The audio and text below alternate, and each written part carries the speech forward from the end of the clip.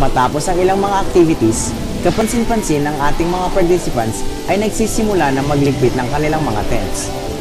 Habang ang ilan ay abala sa pagliligpit ng kanilang mga tents, ang iba naman ay nagsisimula pa lang kumain.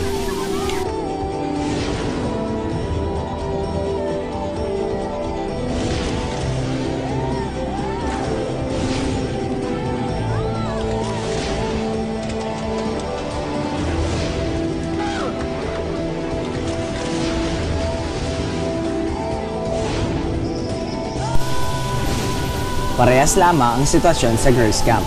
Abala din sila sa pagliligpit ng kanilang mga tents.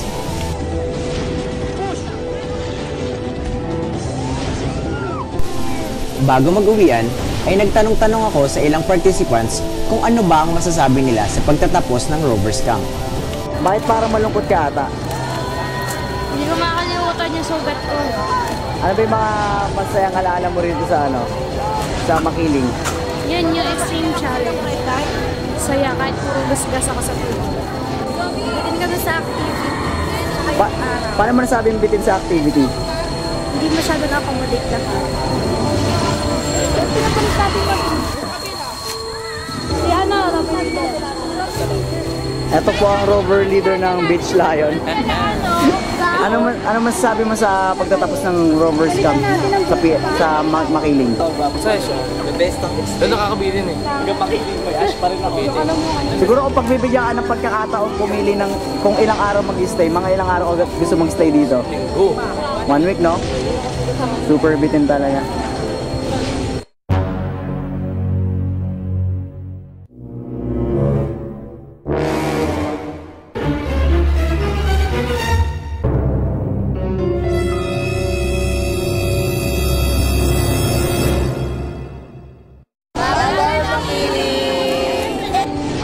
Sa kasalukuyan po, naghahanda na po kami para umuwi. Sa makikita nyo, no? Magsisimula pa lang yung closing ceremony. Minsan gagawin yung mga awardings and mga iba pang activities. Siguro after nyan, uuwi na. Tapos, mapapansin nyo rin sa paligid natin, kanina ang linis-linis nyan. Hindi, bago pala kami dumating, napakalinis nyan. At kung makikita nyo, puro kalat yan. Sa boys and sa girls, pareho lang ng eksena.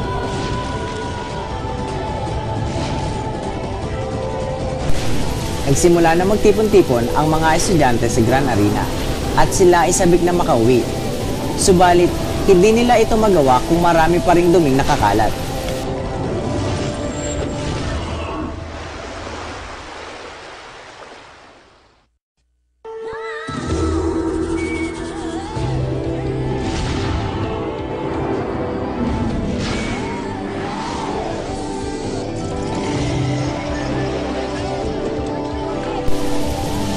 Kung kaya naman, ang ating mga activity officers ang nagtulong-tulong upang mapadali ang paglilinis ng basura.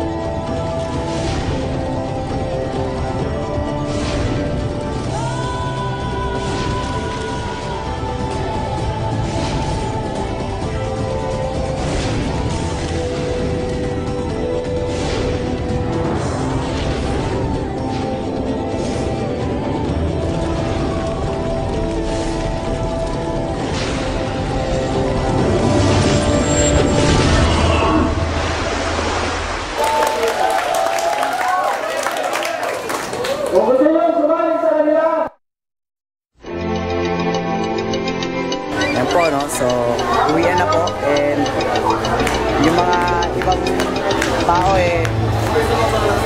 masakay na sa mga bus nila. Sana makauwi po kami ng maayos. And lahat po kami para walang problema sa eskwelahan. Makikita nyo, ayan po sila. Nagmamadali na talaga. Alam namin na pagod na sila. Kaya sana sa susunod na Rover Scout, mas maganda and talagang pulito yung mga bawat programs. Yun yung mga feature staff. Sana magampanan nila ng maayos ang ng mga tungkol. Tulad ng nagawa nila ngayon.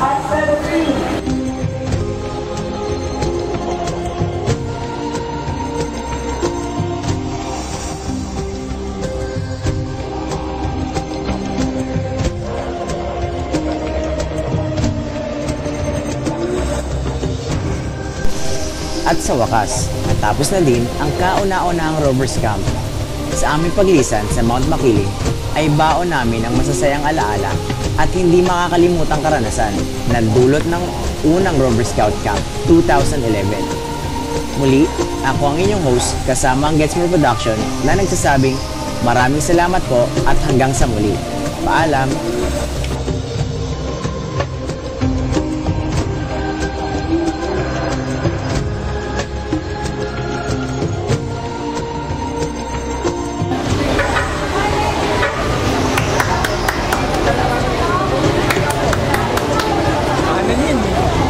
Mabuhay ang sagot doon, pagkaliwa. Wala sa sarili talaga tong taon to, no? Ano masasabi mo sa kapalpakan ni Kevin mula kagabi pa? Marami siyang kapalpakan ngayon. Oo, pakumbang. Malamang side effect na yan. No? Jeff, dinadahilan niya walang tulog. Ano tayo? Yan na naman may iniisip na babae. Thank you.